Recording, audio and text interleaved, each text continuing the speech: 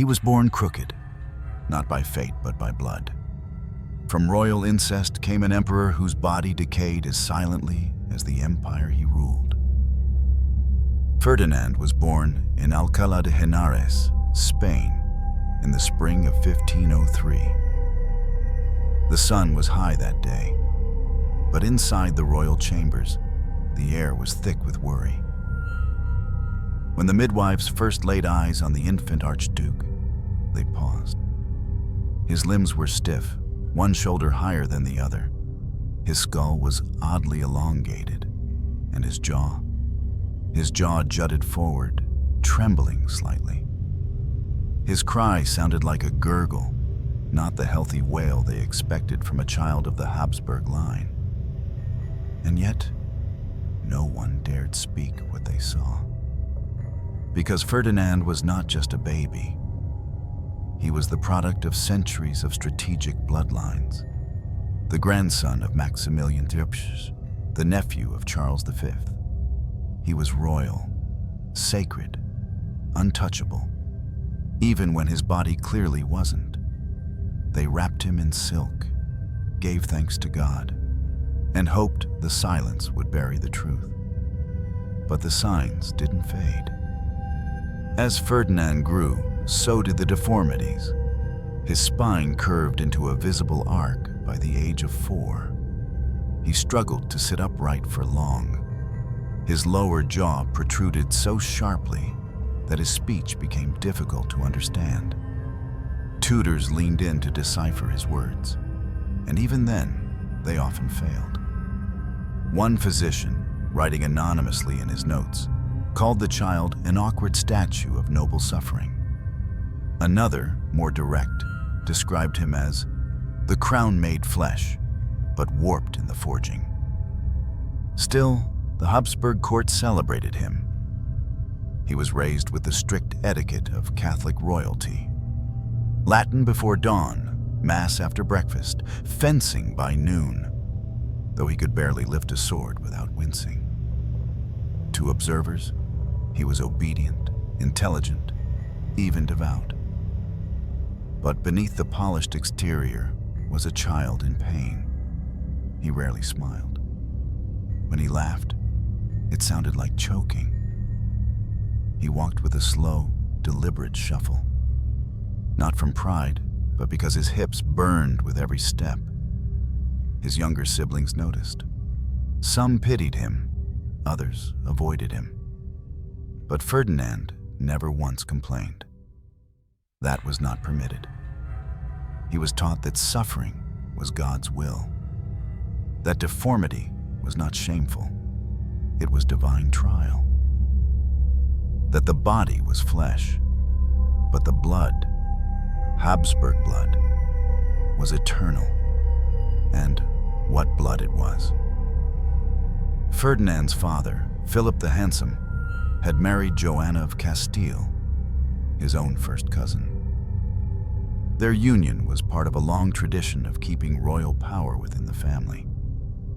But the cost of that power seeped into the womb. The Habsburg jaw, an overgrown mandible that locked teeth into a near-permanent underbite, was not just a family trait. It was a warning. A signal that their blood had folded too many times, like paper breaking at the crease. Ferdinand inherited the worst of it. Doctors attempted remedies, heated poultices, leeches behind the ears, oils rubbed into his joints. Some advised bleeding him regularly to correct the imbalance. Others recommended prayer and fasting to realign the humors. None of it worked. The boy's condition remained. But still, he was groomed for power. At 10, he was sent to Vienna, away from his mother and Spanish homeland, to be raised by his grandfather, Maximilian. It was meant to be an honor, a preparation. But in truth, it was exile wrapped in gold leaf. Ferdinand barely spoke German. He missed the warmth of Spain. The cold of the Alps bit into his bones. He was alone, and he knew it. Vienna was not kind to imperfection. Though he was the emperor's chosen heir, Ferdinand found himself a curiosity. Courtiers mocked his speech in whispers. Servants avoided his gaze. Some scribes recorded him as slow or dull, misreading his silence for stupidity.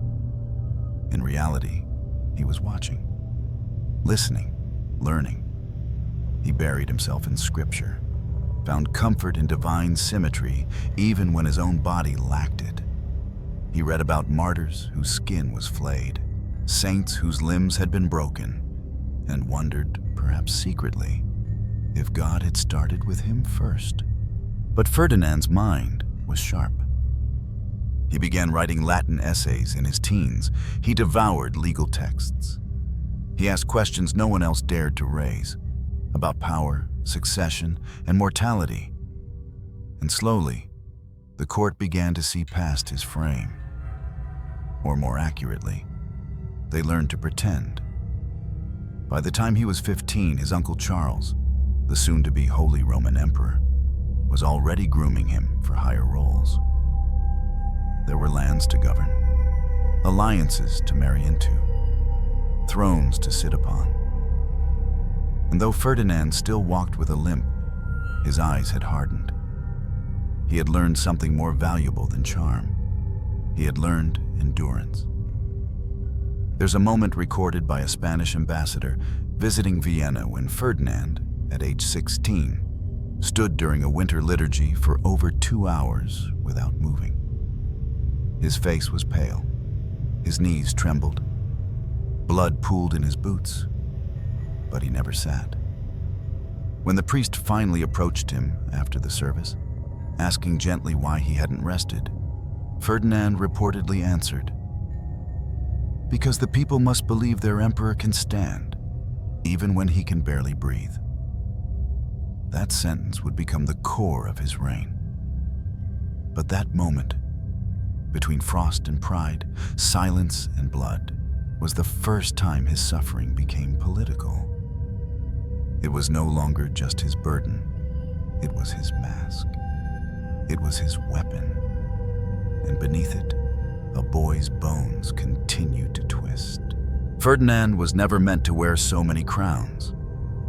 But history is rarely kind to its plans.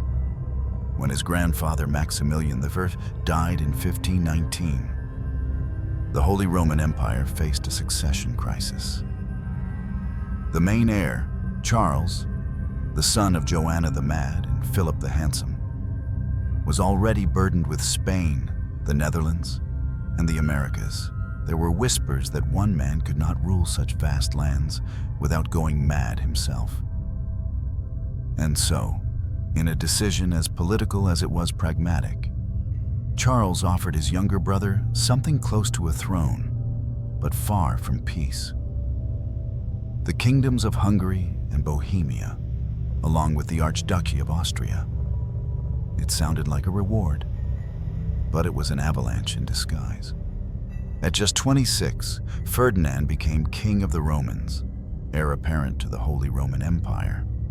His elevation was sudden, ceremonial, and absolute.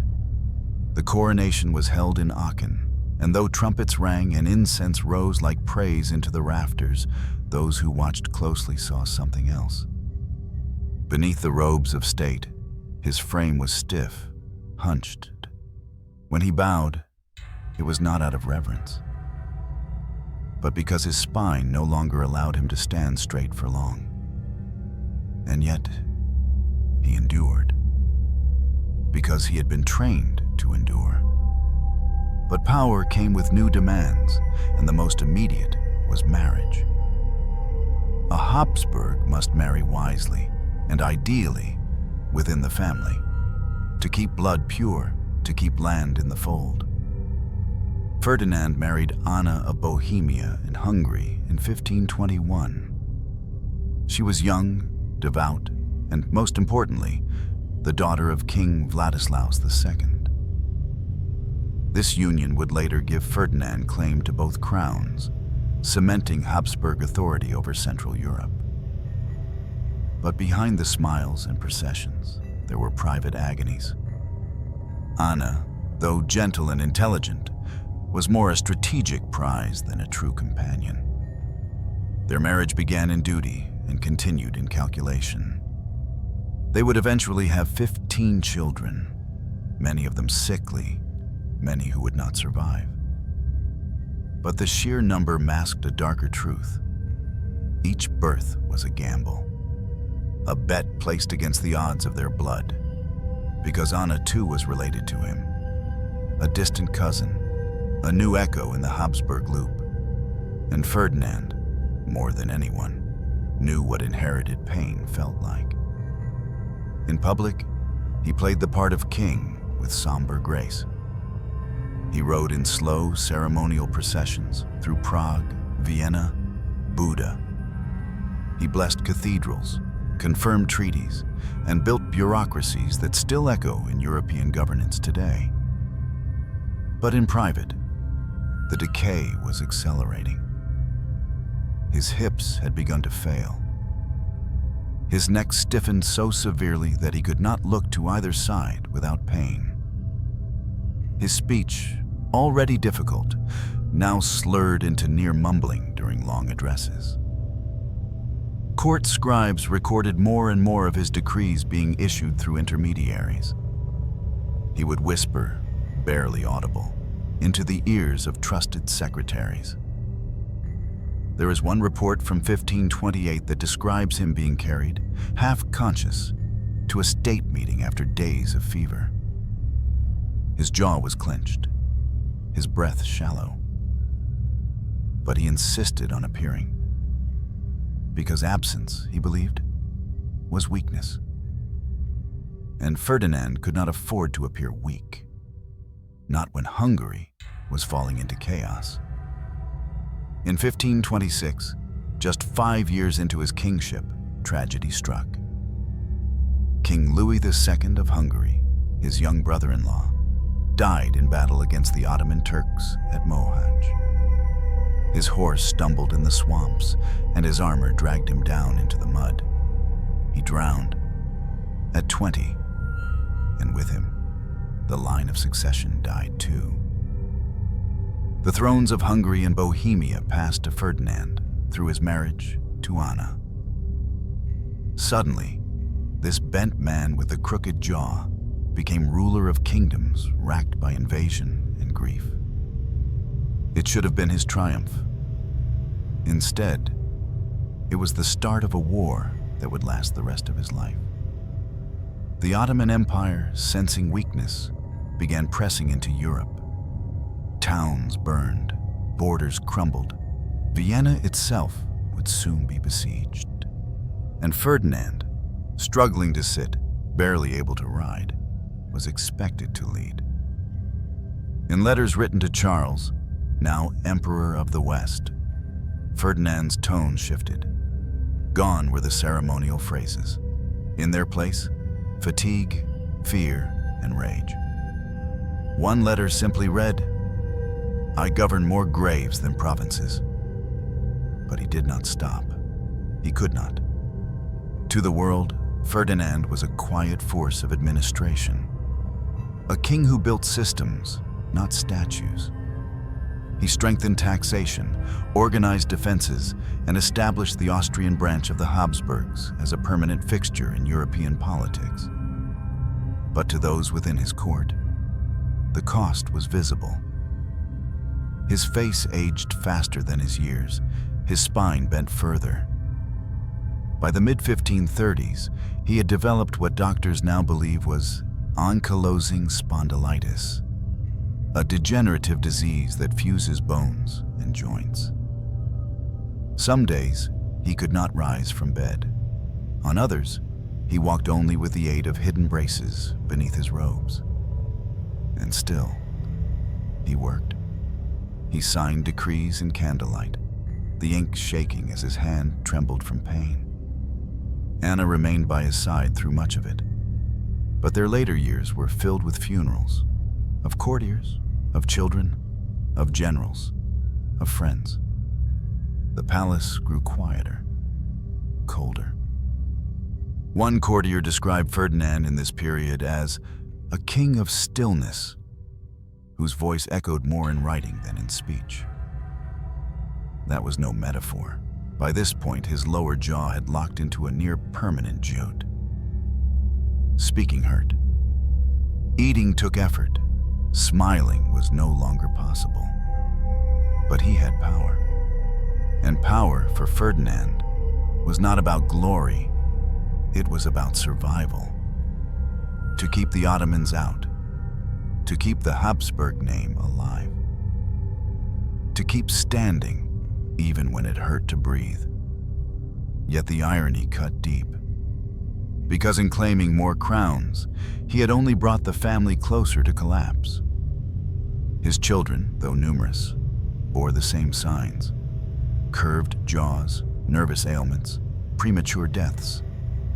His line, meant to carry the Habsburg legacy forward, was crumbling from within. And still, they married cousins. Still, they obeyed the blood, because to question the blood was to betray the crown. Ferdinand knew this. And as his empire expanded, so did the sickness, not on the battlefield, but in the bone. At first, the pain was something he could outrun. Ferdinand learned early that if he kept his court busy, his pen moving, and his mind occupied with maps and letters and papal affairs, the sharp pinch in his back would fade into the blur of duty. But bodies have their own calendars, and his was counting down. By the mid-1530s, Ferdinand's physical condition had begun to decline in ways that no ceremony could conceal. What was once an awkward gait became a pronounced limp. His hands, once steady from years of copying Latin texts, began to tremble.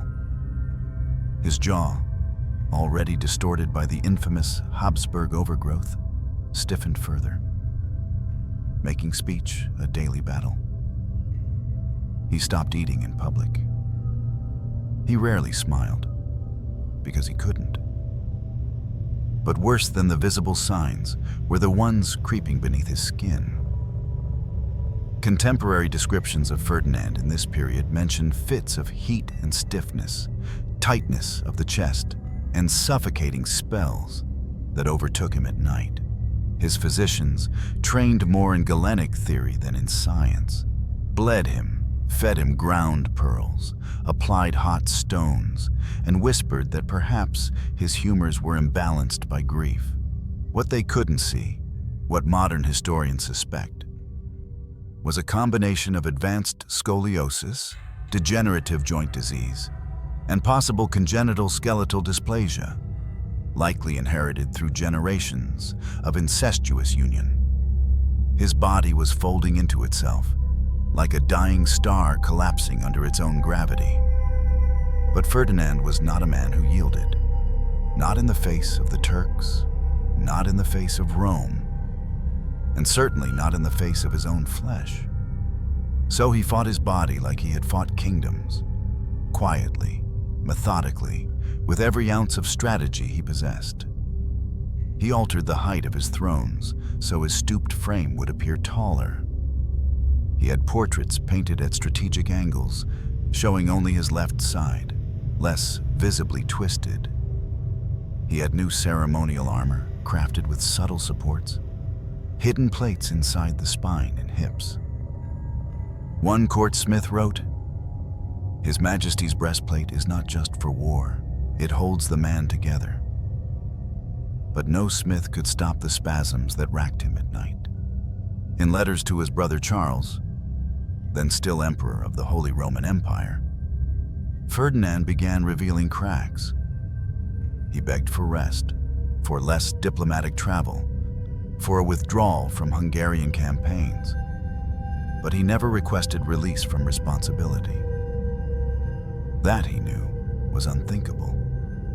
To be weak in the Habsburg world was to invite wolves. And Ferdinand had too much left to protect. Still, the betrayals multiplied. In 1539, Anna, his wife of nearly 20 years, died of complications following childbirth. It was their 15th child. Ferdinand was devastated. not just by grief, but by the finality of it. Anna had been his shield in court life, the anchor of his legitimacy in Hungary and Bohemia. Her loss created a dangerous vacuum, politically and personally. He locked himself away for days, refused food, refused music. The palace grew dim. Mirrors were covered in black cloth. One chambermaid described him sitting for hours in the dark, his back pressed against the cold stone wall, as if he needed its firmness to hold him up. And then, something in him shifted. It began with the shaking. His right hand developed an uncontrollable tremor. Some days he could barely sign his name. His handwriting, a neat, slanted Latin script, grew jagged, uneven. Secretaries were brought in to transcribe from dictation. But even his voice began to betray him. A court report from 1540 noted, "His Majesty spoke today for no more than 5 minutes. His words were slow and shaped with great effort. There is pain in each syllable." Soon after, he began experiencing dizzy spells. Court doctors, suspecting melancholia, prescribed tonics of wine, vinegar, and powdered deer antler. When that failed, they ordered purgatives, vomiting to rebalance the soul. But it wasn't his stomach that was failing. It was his chest. Modern scholars suspect that Ferdinand suffered from progressive cardiopulmonary complications, a congestive heart condition made worse by skeletal compression. His curved spine likely put pressure on his lungs and heart, making breathing laborious and shallow. He began fainting without warning.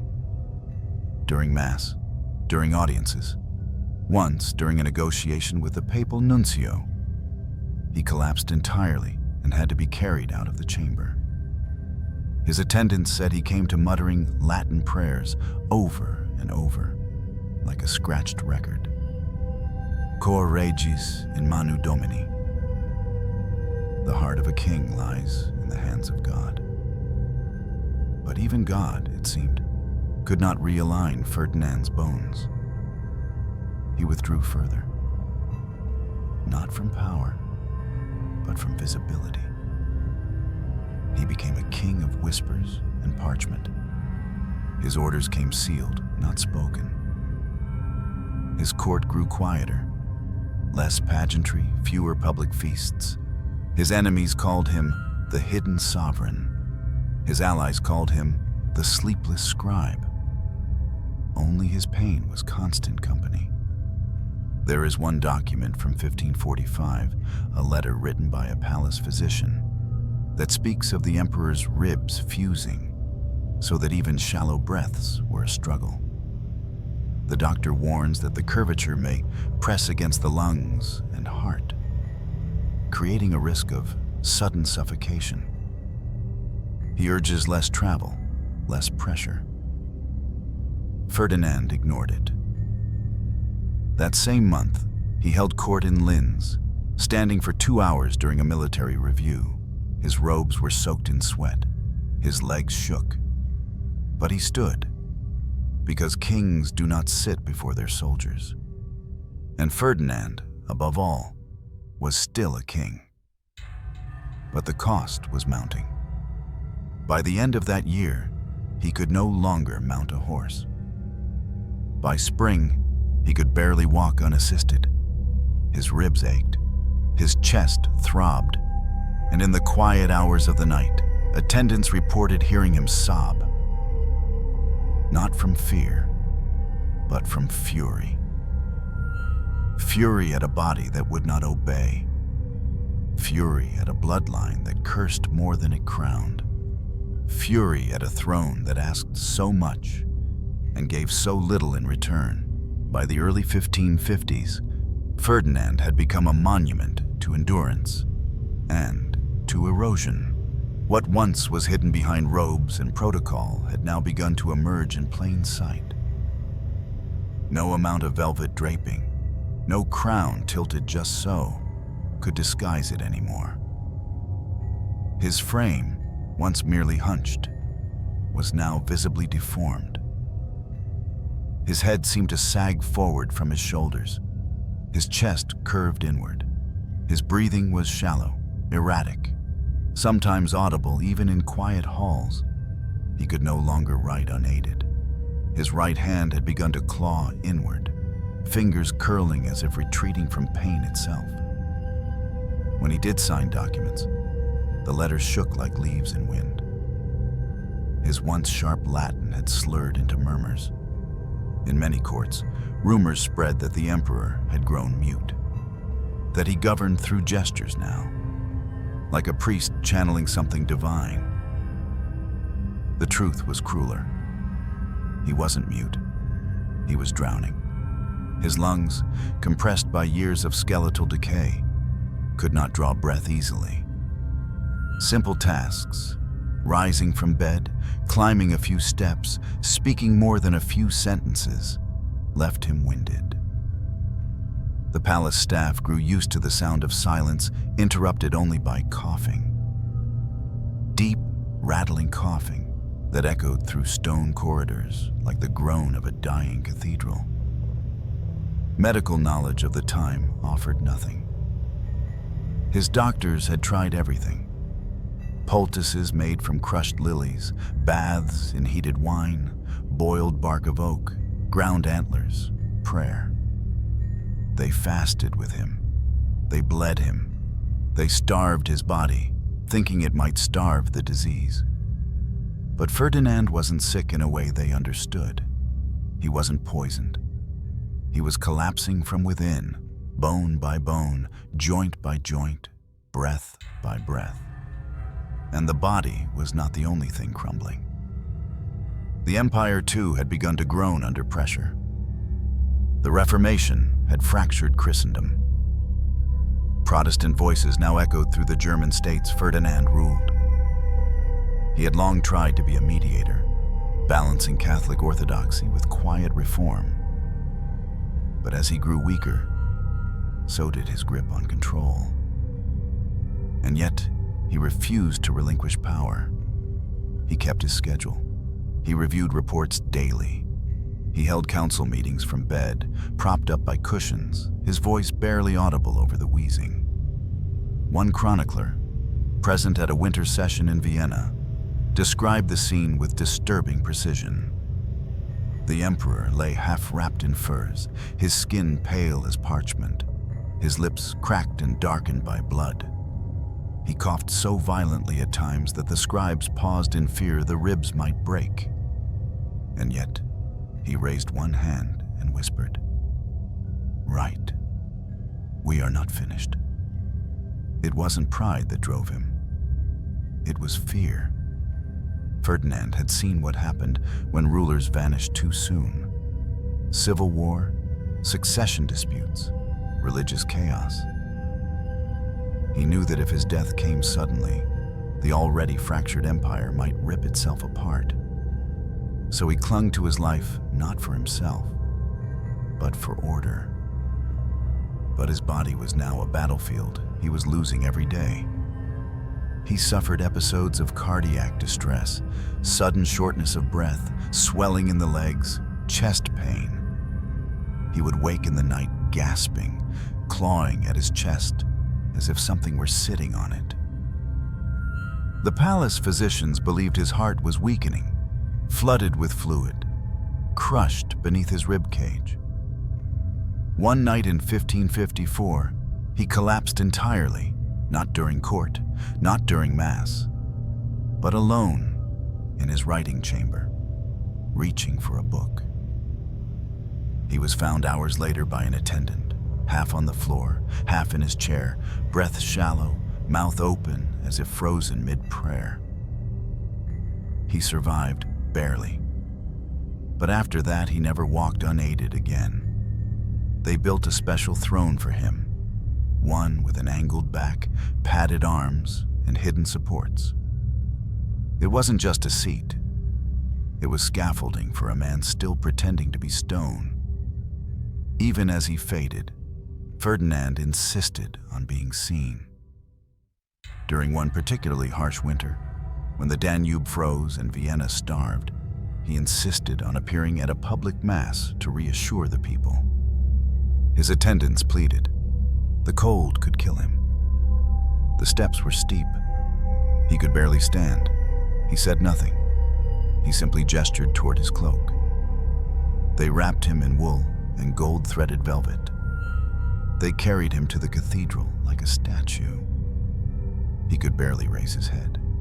His face was gray, drained of warmth. But when the priest offered him the host, Ferdinand lifted a trembling hand, held it steady for just a second, and nodded. The crowd wept, because they weren't looking at power anymore. They were looking at endurance, at pain in the shape of a man, at a body that refused to die in silence. But inside, he was disintegrating.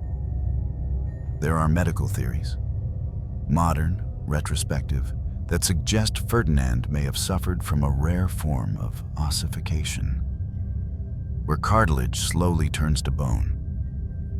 If true, it would mean that in his final decade, he was turning into something rigid, inhuman. His body, a prison welded shut from the inside. His own joints were fusing. His own lungs were calcifying. His own ribs were locking in place like the lid of a tomb. He could no longer lie flat. He slept propped upright, surrounded by pillows, blankets, and rosaries. He no longer ate full meals, only soft bread soaked in milk, sometimes broth, often nothing.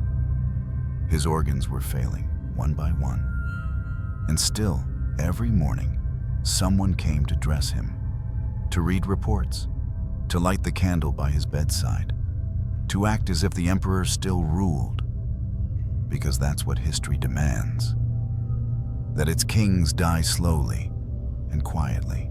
The body may fall first, but the mind does not follow quietly. For years, Ferdinand had mastered the art of internal silence.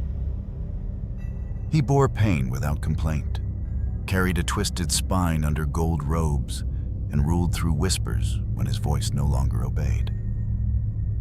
But by the late 1550s, something deeper began to crack. Not bone this time, but thought. It started small.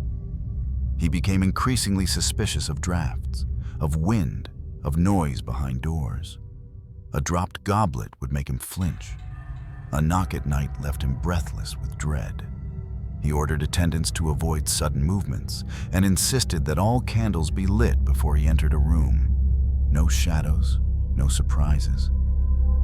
The corridors of his palace grew brighter, but his mind darker. He feared poison, not from enemies abroad, but from his own blood. That fear wasn't madness, it was memory. Ferdinand had seen what Habsburg blood could do. He had buried half his children, many before their 10th birthday. Some coughed themselves to death. Others wasted away slowly, joints fusing, backs curving just like his. One son was born without a jaw fully formed. Another could not walk. Each death carved another wound inside him. But worse, each reminded him that his lineage was cursed. Not metaphorically, but biologically. The Habsburg curse, as modern science now calls it, was the result of relentless inbreeding, generation upon generation marrying cousins, nephews to aunts, uncles to nieces, in a desperate bid to consolidate power.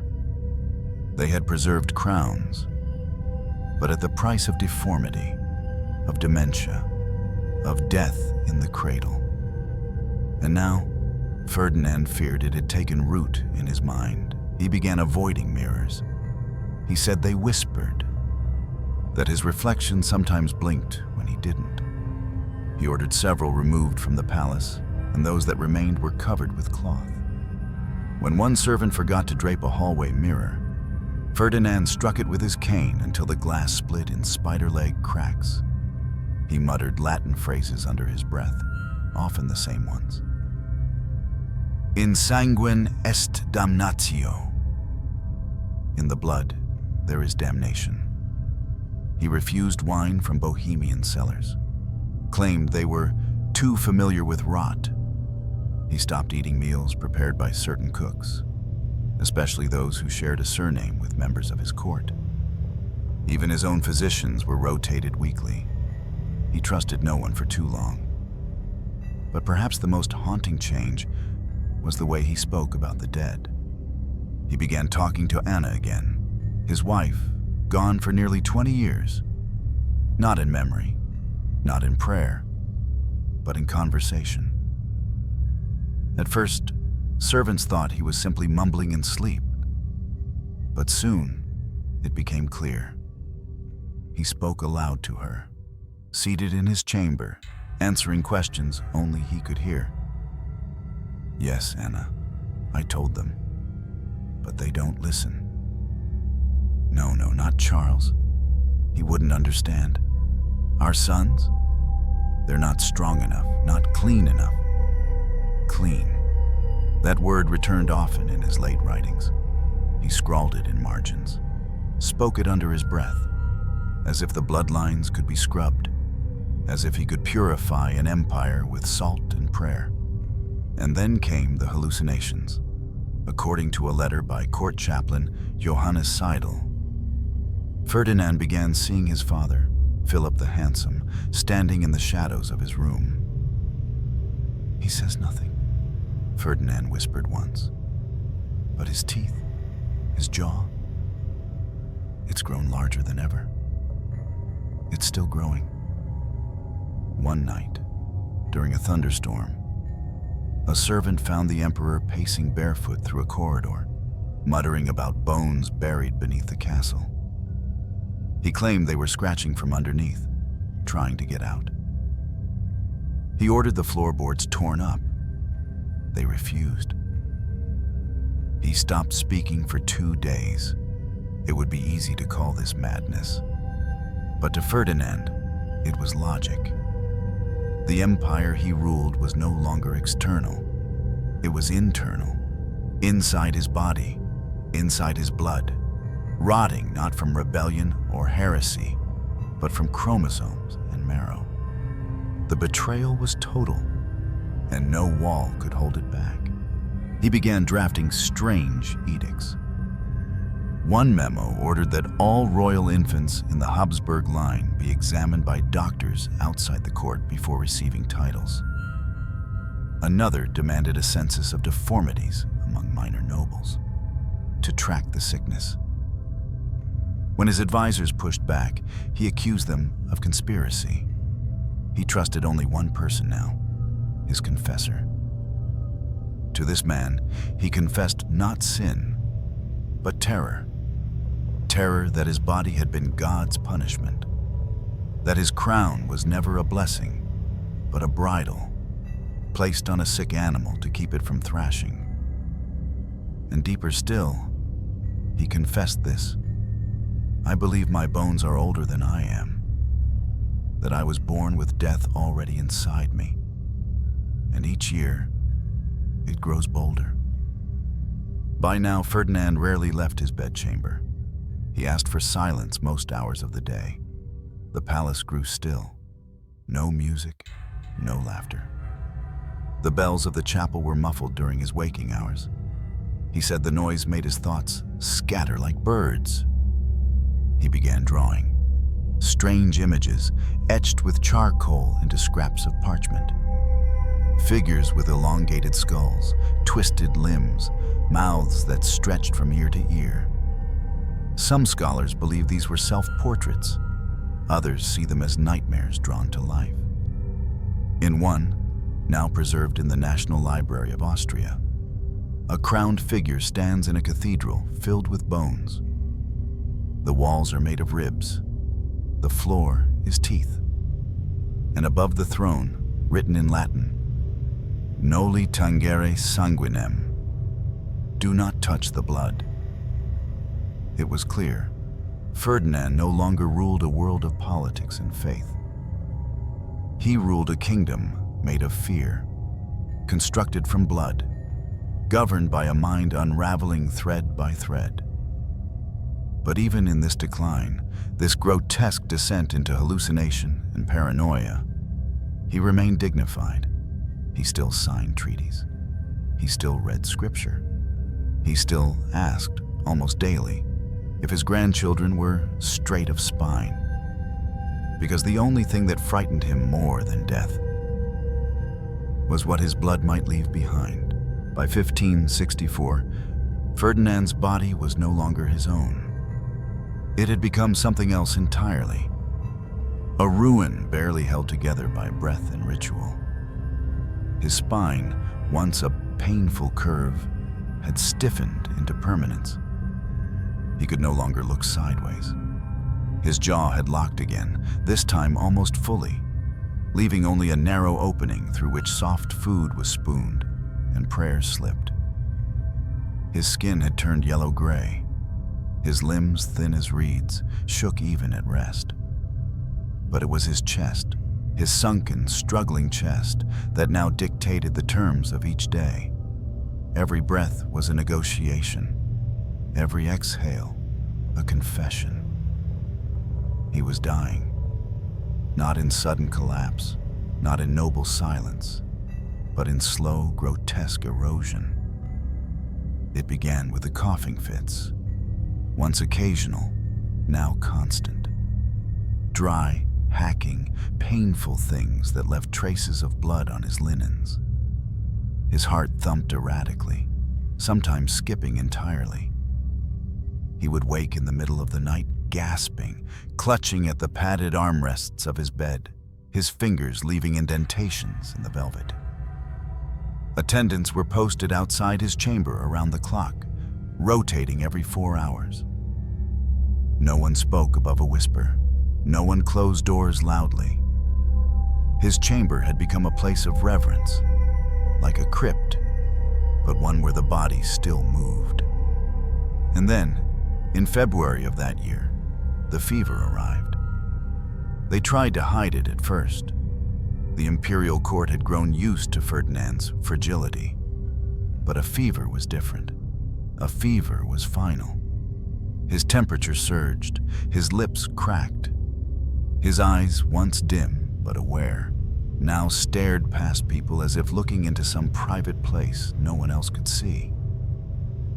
He stopped eating altogether. He stopped drinking after the second day. On the third day, he stopped sleeping. Instead, he lay awake, breathing like a man underwater. Shallow, desperate, intermittent. He spoke only once. "It is here. It has been waiting in my ribs, and now it opens me from the inside." Those were his last coherent words. What followed can only be described in fragments. A shaking that started in the legs and spread upward. Convulsions that twisted his frame like a marionette pulled by unseen hands. His eyes rolled back, and his mouth, locked by decades of jaw deformation, seemed to tear at the edges. Attendants had to soak cloth in vinegar just to keep his throat moist. His fingers curled inward, locked. His chest heaved, once, twice, then stopped. Silence. Then a choke. Then air, pulled like a scream that never escaped. The imperial physician, forced to improvise, cut open Ferdinand's sleeve and placed leeches directly on his arm, desperate to lower the fever. One burst from heat. Another dropped off, black and dead. On the 6th night, he began to bleed from his nose, then his ears, then his gums. They tried to anoint him with holy oils, but he flinched. He recoiled from the cross. They tried to read from the book of Psalms, but he began muttering over them, not prayers, but numbers. 5 generations, 4 cousins, 2 broken sons, 1 bloodline rotting. His confessor wept, because it was no longer madness, it was memory. Ferdinand died on July 25, 1564, in the Hofburg Palace in Vienna. Officially, the cause was recorded as natural decline due to advanced age and complications of the chest. But those who saw him in the final hours knew otherwise. It was not natural. It was architectural, a collapse from within. Like a cathedral whose walls had bowed too far over centuries of pressure, until one day, with no more warnings, they fell. Modern pathology, reviewing accounts centuries later, has suggested congestive heart failure, pneumonia, and severe scoliosis-induced respiratory failure. But these are just names. Medical phrases cannot describe what it looked like. Because Ferdinand didn't die like a king. He died like a broken system. And when his body was prepared for burial, they found the full truth. His ribs had fused into a single mass. His lungs were half the size they should have been, compressed by decades of curvature. His heart was enlarged and misshapen. His jaw could not be moved. His spine resembled a spiral staircase collapsed in on itself. The embalmer wrote in his private notes, "The emperor's body is unlike any I have seen. It seems less human than monument. Bone fused to bone, blood turned to clay." They dressed him in the robes of state, gold-threaded, high-collared, as if to mask the curve of the shoulders, the sunken chest. A golden cross was placed in his twisted hands, the fingers overlapping unnaturally.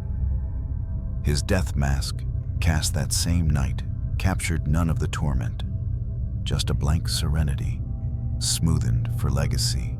But beneath it, Ferdinand had become something closer to a warning than a memory. The day of his burial was silent. No great bells rang across Vienna, no loud processions, just black banners, slow hoofbeats, and an aching sense of exhaustion that clung to the palace like mist. As they lowered his coffin into the vault, one attendant whispered, perhaps too audibly, "Let the bones rest now. They have carried enough." But history does not rest. It watches. And sometimes it writes its judgment in the curvature of a spine. Ferdinand I was dead, but his bones were still breathing inside the empire. His death, though expected, sent quiet ripples through the Habsburg world. Not as shock, but as confirmation. Confirmation that the pain they had all watched for decades was real. That the golden frame of empire had been held together by a man whose body was disintegrating from the inside. And now that frame creaked, untouched but unstable. He had ruled for over 40 years, longer than most sovereigns of his day. But his legacy was not carved in marble statues or battlefield victories. It was buried in the blood of his children. At the time of his death in 1564, Ferdinand had successfully transferred the imperial crown to his son, Maximilian II, a move he had spent his last years carefully arranging, fearing the chaos of another contested succession. But even that smooth handover carried a curse. Maximilian was more modern, more tolerant, and, at least in public, less visibly afflicted by the Habsburg defects. But he carried the same blood, and so did his children, and theirs. The genetic collapse would not stop with Ferdinand's last breath. It would echo down the dynasty like a whispered doom. The Protestant Reformation was still ripping through the empire. Entire regions had rejected Rome. And while Ferdinand had once been lauded for his diplomatic balance, offering compromise where Charles V had demanded orthodoxy. His passing left a vacuum that no spine, no matter how straight, could hold upright forever. The imperial court, meanwhile, attempted to reshape the narrative. Painters were commissioned to produce flattering posthumous portraits. In them, Ferdinand looked stoic, pious, noble. His jaw minimized, his eyes serene, his deformities erased with gentle brushstrokes. They painted not the man, but the version of him they wished had ruled. Chroniclers edited their records, striking out references to illness, madness, decay. What was left was a clean ledger of titles: King of the Romans, King of Hungary, King of Bohemia, Holy Roman Emperor. The rest was silence. But the silence itself was telling.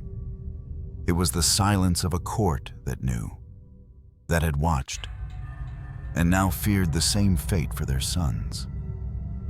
Doctors of the imperial family began recording more thorough birth examinations. Midwives were told to note signs of asymmetry, of weakness in the jaw, of curvature. Whispered terms like morbus imperialis, the imperial illness, circulated in medical letters between Vienna and Madrid.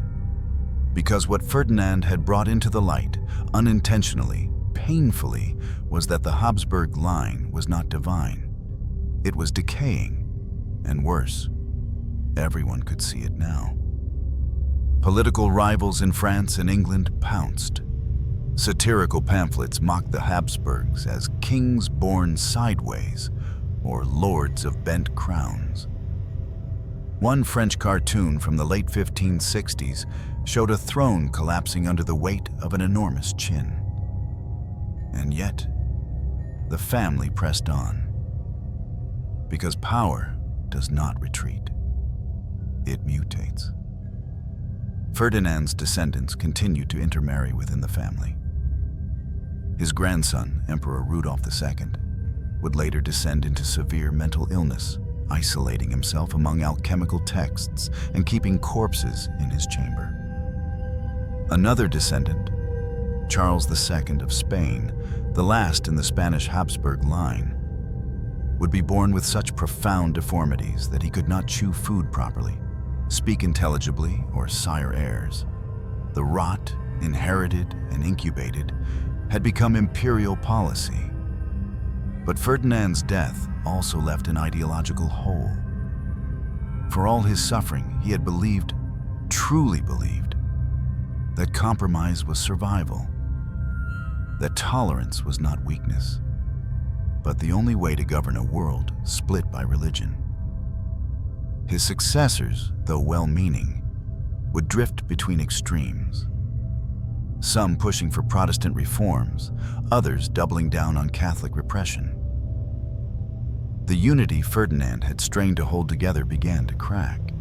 The 30 Years' War was only decades away, a conflict that would drown Europe in fire, faith, and blood. And in the center of it all, the Habsburgs remained, half admired, half feared, entirely trapped. Even Ferdinand's tomb became a symbol of contradiction. He had requested a modest burial in the Capuchin crypt of Vienna, a newly constructed vault where future Habsburgs would rest. But when his coffin was finally placed there, it was alongside the embalmed organs of others, in sealed urns labeled not with titles, but with the names of body parts.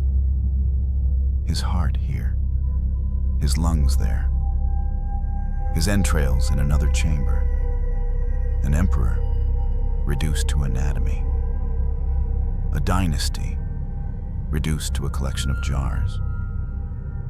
And yet, none of this halted the empire, because empires do not collapse with the bodies of their rulers.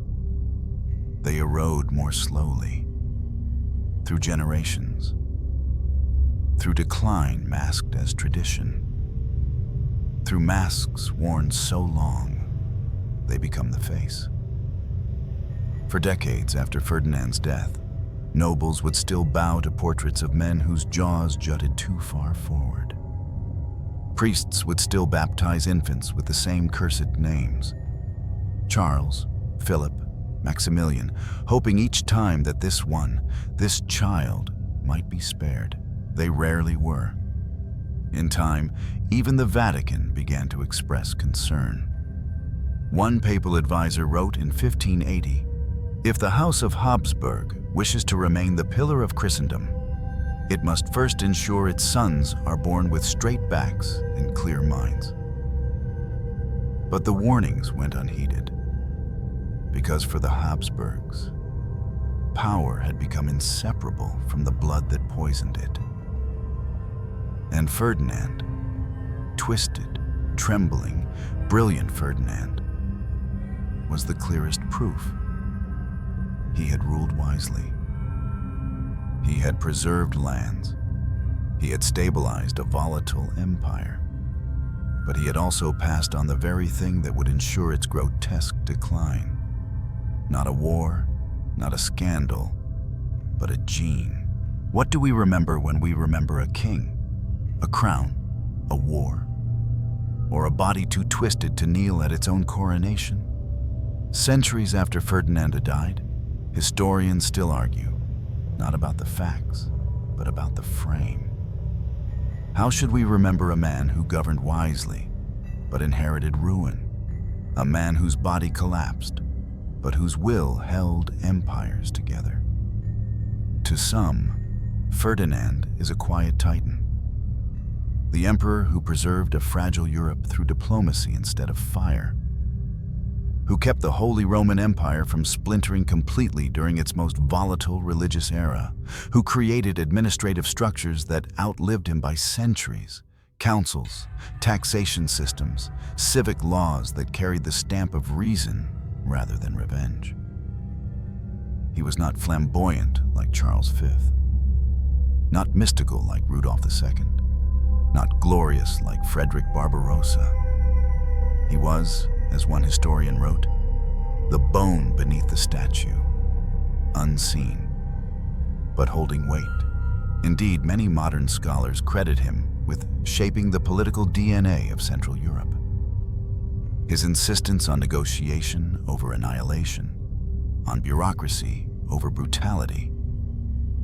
He offered religious toleration, carefully, conditionally, but genuinely, at a time when it could have cost him his throne. He preferred structure to spectacle, letters to lances. And yet, there is a darker lens, one just as sharp. To others, Ferdinand represents the institutionalization of decay, a monarch whose personal suffering mirrored and enabled the grotesque logic of dynastic inbreeding. He fathered 15 children with a close relative, approved further marriages within the family, oversaw a court that silenced physicians and punished whispers about deformity. In this reading, Ferdinand wasn't just a victim of the Habsburg bloodline. He was its enabler, the soft-spoken steward of an empire crumbling under its own genetic architecture. His reign becomes less about resilience and more about repression, not only of his own body's collapse, but of the truths everyone around him refused to name. He didn't abolish the system that twisted his spine. He reinforced it. He didn't dismantle the marriages that guaranteed more suffering. He blessed them.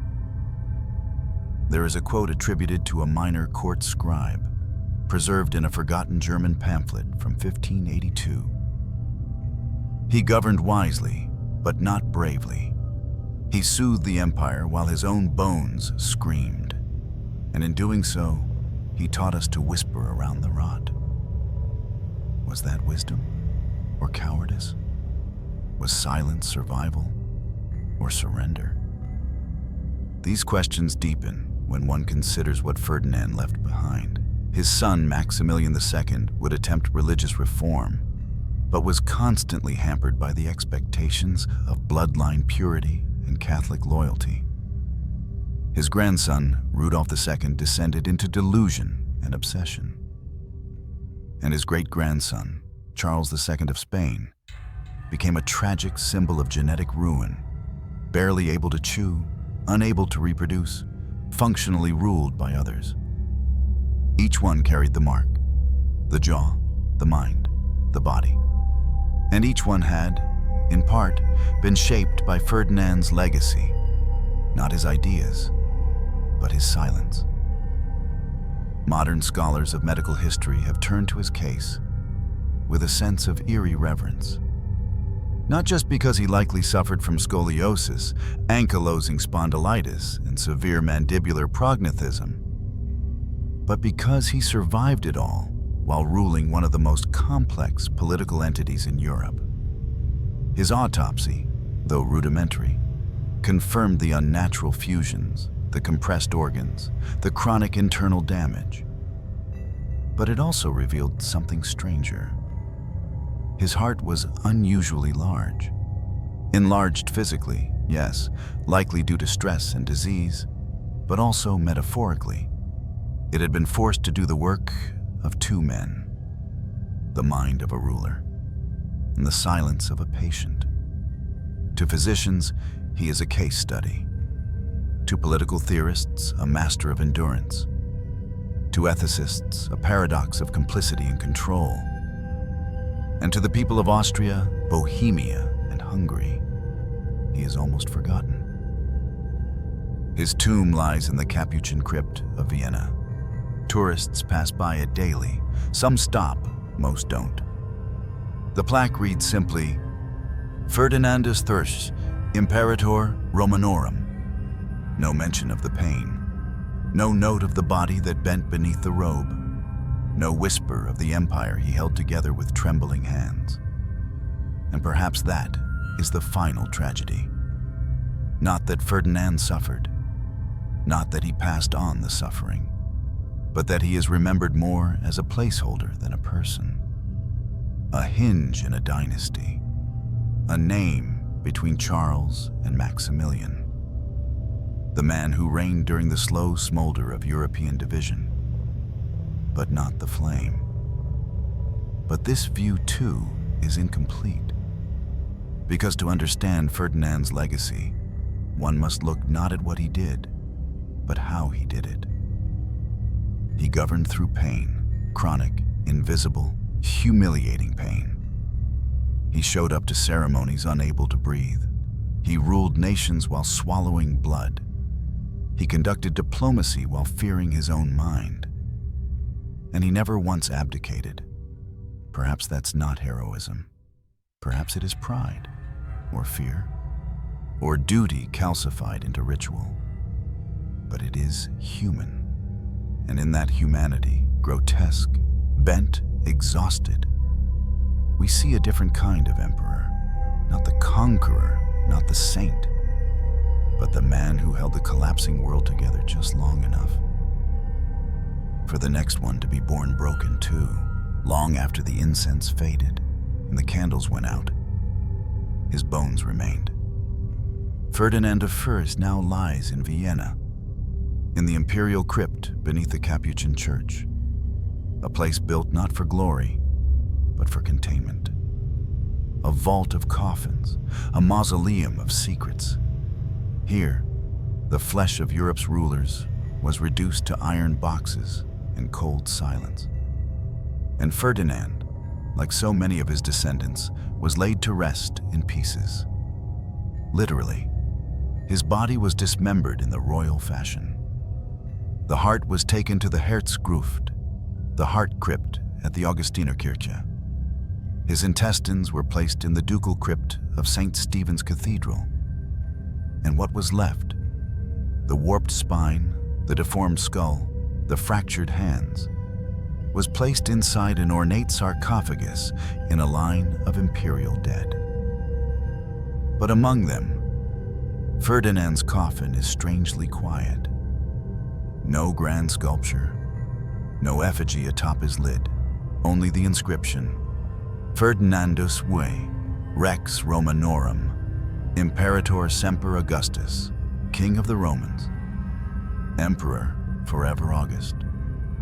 A title that now sits atop a box of disobedient bones. We don't often see them, but we should. Because Ferdinand's skeleton was examined again centuries later by physicians, anthropologists, and historians trying to understand how so much pain could be borne for so long. What they found was haunting. His spine was not merely curved, it was twisted like a corkscrew, vertebrae overlapping and fused in places. Modern diagnosis suggests severe scoliosis, compounded by possible ankylosing spondylitis, an inflammatory disease that slowly welds joints together until motion becomes agony. His jawbone confirmed the Habsburg trademark, an extreme underbite, known in medical terms as mandibular prognathism. His lower jaw jutted forward, with uneven sockets that would have made chewing, swallowing, and speaking extraordinarily painful. His rib cage, when reassembled, was compressed inward, narrower than average, pressing against where his lungs would have been. Some ribs had sharp edges, bone spurs, likely formed by decades of strain. His hip bones were asymmetrical, his knees arthritic, his hands slightly curled even in death, as if still bracing against something that never arrived. One forensic report described the remains as a body constructed like a cathedral under siege, reinforced, rearranged, but ultimately unable to stand forever. And yet, they did not collapse during his life. They held. They suffered. But they held. Today, visitors to the Capuchin crypt rarely pause long at Ferdinand's coffin. More famous names steal attention: Maria Theresa with her double coffin, Franz Joseph with his white roses, even the boy emperor Franz Ferdinand, whose assassination ignited a world war. Ferdinand I, savior of the empire, architect of a crumbling dynasty, is often passed by. But what remains of him is not just in the crypt. It is in portraits, many airbrushed by artists desperate to preserve illusion. In them, his face is long, his gaze calm, the jaw carefully tilted to reduce its severity. These images hung in palaces across Europe, telling a version of truth acceptable to power. The wise, stable ruler. But other traces remain too. In letters, thousands of them, written in trembling hand, or dictated in near whispers from a man who couldn't lift a goblet without pain. Letters about war, about faith, about how many pillows he needed behind his shoulders just to sit through council. In beds, preserved in museums, built at angles to keep pressure off his chest. In thrones, widened to accommodate a body no longer symmetrical. In armor, reinforced from within with curved supports, as if preparing not for battle, but to hold up a falling spine. And in his death mask, cast from his face in the hours after his final breath, the mask remains in Austrian collections. It shows the faint shadow of the Habsburg jaw, the drawn cheeks, the sunken eyes. There is no smile, only weariness carved in plaster. Some say the mouth is too wide. Others, that the jaw had to be forcibly held in place during casting. But either way, the face stares back, mute, crooked, dignified. Not a mask of triumph, a mask of survival. There's a poetic horror in it. The way a man who spent his life covering his body with velvet and protocol is now reduced to a face frozen in vulnerability. But perhaps that is fitting. Because Ferdinand's legacy is not in marble. It is in the fragility of things, the fragility of bloodlines, of empires, of memory. The imperial crypt, for all its grandeur, is not a place of peace. It is a monument to control, of flesh, of story, of decay made orderly. But Ferdinand's bones are not orderly. They remain twisted beneath his title, beneath centuries of dust, beneath the myths his empire built to distract from the truths his body revealed. And when we peer into that sarcophagus, not with eyes, but with thought, we see not just a man, but a warning. That power built on closed bloodlines will always carry within it the seeds of its own distortion. That silence about pain does not preserve strength. It preserves suffering. That an empire may rise on order, but it dies in repetition. And all that remains, in the end, are the bones, bent, locked, still gripping the throne. What remains of an emperor who ruled through pain, not glory, not triumph, but the story of a man who kept breathing while everything inside him was breaking. Ferdinand did not conquer great lands. He did not win legendary battles. His name is rarely taught outside of Austria or the narrow pages of dynastic genealogies.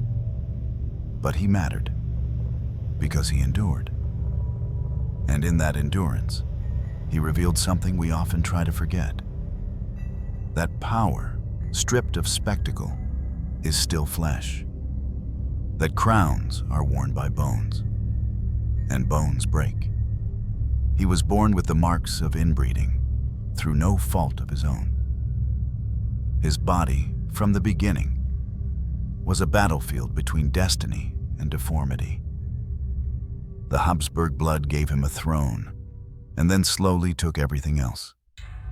His jaw, his breath, his ability to stand without agony. But he stood. He governed an empire divided by religion, threatened by invasion, and weighted by the expectations of legacy. And he held it together, not with charisma, not with conquest, but with constancy. Quiet, aching constancy. That may not sound like a victory, but in an age of kings who burned their enemies, tortured heretics, and ruled with iron and spectacle, Ferdinand ruled with restraint. He chose structure over show, dialogue over dogma, patience over pride. And yet, he could not escape the very machine he oiled. The Habsburg system demanded that its blood remain pure, that its sons marry its daughters, that its bodies reproduce in tight spirals of lineage. And so, as he held the empire together with trembling fingers, he also passed on its deepest flaw. He did not stop the rot. He formalized it. What does that make him? A martyr? A coward? A king doing his best? Perhaps all of them. Because history does not divide cleanly between hero and villain. It gives us figures like Ferdinand, haunted, tired, necessary. Figures who hurt and still held the line. As the storyteller, I do not glorify his pain. I do not excuse the choices he made. But I see the quiet tragedy in what he endured. A man locked in a body shaped by generations of power. A ruler trying to stabilize a world that had already begun to shift. A father watching his children inherit his suffering.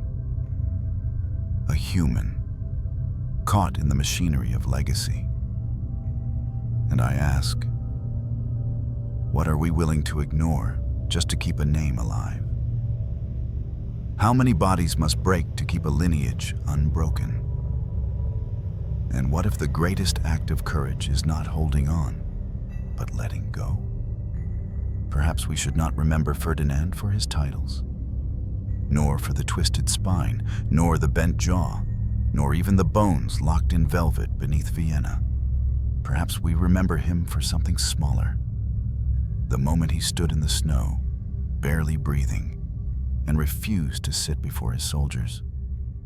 The moment he raised a trembling hand to take communion when all strength had left him. The moment he whispered, "The emperor must stand, even when he can barely breathe." Because in those moments, beneath the crown, beneath the sickness, he was not just a king. He was a man trying to hold back history with a broken body. And for that, he deserves to be remembered. Not in triumph, but in truth.